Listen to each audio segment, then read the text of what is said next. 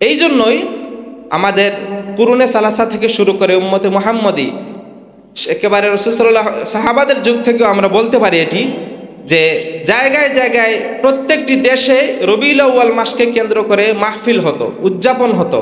হয়তো কোনো জায়গায় আনুষ্ঠানিকভাবে হতো, কোনো জায়গায় রাষ্ট্রীয়ভাবে হতো, কোনো জায়গায় ব্যক্তিগতভাবে হতো। এর নজরানা আমরা এখনও দেখি। যখন আমরা ছোটোবেলায় ছিলাম, আমরা ছোটোবেলায় যখন মাহফিলে মিলাদুন্নবী বা মিলাদুন্নবী উদযাপন করতেন আমাদের প্রিয় মুর্শিদ ফুলতুলি সাহেব কিবলা রহমতুল্লাহি আলাইহি, তখন বিভিন্নভাবে প্রশ্ন করা হতো বা হীনমন্যতা বা আমাদেরকে দুর্বল করার জন্য বলা হতো যে এই ঈদে মিলাদুন্নবী উদযাপন বা এই র্যালিটি শুধু সিলেটে হচ্ছে বা শুধু ফুলতলি সাহেব করেন। কিন্তু আমাদের এখন হাতের মুঠোয় বিশ্ব চলে এসেছে।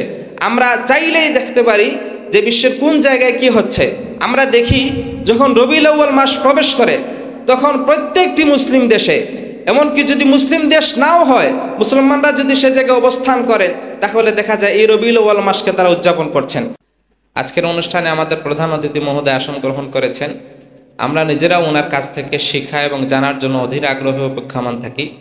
সেই হিসাবে আমরা ওনাকে যথেষ্ট, যদিও সময় সংকীর্ণ, তাও আমরা সময় কথা বেশি না বলে ওনাকে সময় দেওয়ার চেষ্টা করছি। শুধু উপস্থিতি, আমরা আজকে এখানে মিলাদুন্নবী বা মাহফিলে মিলাদুন্নবী বা মিলাদুন্নবী উদযাপন যাই বলি, সব কিছুর মূলে হচ্ছে রবিউল আউয়াল মাসকে কেন্দ্র করে আমরা আজকে এখানে সমবেত হয়েছি। এটাই হচ্ছে উদযাপন। যে রাসূল সাল্লাল্লাহু আলাইহি ওয়াসাল্লাম সোমবারে রোজা রাখতেন, তখন রাসূল সাল্লাল্লাহু আলাইহি ওয়াসাল্লামকে প্রশ্ন করা হয়েছিল এই দিন কি জন্য রোজা রাখেন। রাসূল সাল্লাল্লাহু আলাইহি ওয়াসাল্লাম জবাব দিয়েছিলেন, ফিহি উলিদতু ওয়া ফিহি উনজিলা আলাইয়া, যে এই দিনে আমি দুনিয়াতে আগমন করেছি এবং এই দিনে আমার জুহুরে নবুয়ত হয়েছে, নবুয়তির প্রকাশ ঘটেছে। তো এই জন্য আমরা যদি এখানে দেখি সোমবারে কেন রাসূল সাল্লাল্লাহু আলাইহি ওয়াসাল্লাম রোজা রাখতেন, তাহলে দুইটি বিষয় দেখি। একটি হচ্ছে এই দিনে রাসূলুল্লাহ দুনিয়াতে আগমন করেছেন, অর্থাৎ মিলাদের শুকরিয়া রাসূলুল্লাহ নিজেই করেছেন, এবং এই দিনেই রাসূলুল্লাহর উপর জুহুরে নবুয়ত যে হয়েছে, নবুয়তির প্রকাশ যে ঘটেছে, এই জন্য তিনি শুকরিয়া আদায় করেছেন। এই হাদিস থেকে ইমাম মুল্লা আলী কারি রাহিমাহুল্লাহ উনি একটি দলিল এনেছেন, ওয়াফিল হাদিসি দালালাতুন আন্না আলা, যে এই হাদিসের মধ্যে এই দলিল রয়েছে যে আন্না জামানা ক্বাদ ইয়াতাশাররাফু বিমা ওয়াকাআ ফীহি, যে কোনো সময়ে বা কোনো দিনে যদি কোনো মর্যাদাবান ঘটনা ঘটে তাহলে ওই ঘটনার জন্য সেই সময়টি মর্যাদাবান হয়ে যায়, এবং ওয়াকাদাল মাকান, এবং ঠিক তেমনিভাবে স্থানও, ওই স্থানে যদি কোনো মর্যাদাবান ঘটনা ঘটে তাহলে ওই স্থানটিও মর্যাদাবান হয়ে যায়। এই জন্যই রবিউল আউয়াল মাসে রাসূল সাল্লাল্লাহু আলাইহি ওয়াসাল্লাম এই দুনিয়াতে আগমন করেছেন। এই রবিউল আউয়াল মাস নবীজির আগমনের জন্য এই মাসটি মর্যাদাবান হয়ে গিয়েছে।